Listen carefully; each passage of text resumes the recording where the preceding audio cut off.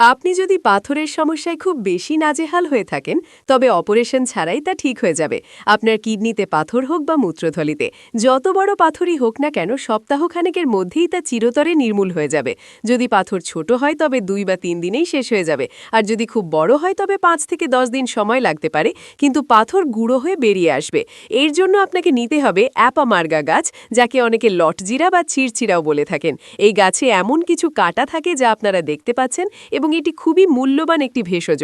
যদি কোনো মহিলার সন্তান না হয় কিংবা কোনো পুরুষের যে কোনো শারীরিক দুর্বলতা থাকে, তবে এটি দিয়ে খুব শক্তিশালী ওষুধ তৈরি করা যায়। এখন জেনে নিন পাথরের সমস্যায় এটি কিভাবে ব্যবহার করবেন। এই গাছের 2-3টি শেকড় তুলে ধুয়ে নিন। এরপর শেকড়গুলোকে ভালো করে থেতলে নিন। তারপর এক গ্লাস জলে এই শেকড়গুলো বারবার ডুবিয়ে তার রস মিশিয়ে নিন।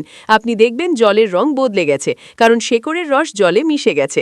এরপর এটি ছেঁকে নিয়ে তাতে মিশ্রি মিশিয়ে প্রতিদিন সকালে খালি পেটে এবং রাতে ঘুমানোর আগে পান করতে হবে। এতে আপনার পাথর যত বড়ই হোক না কেন খুব সহজেই ভেঙে বেরিয়ে যাবে।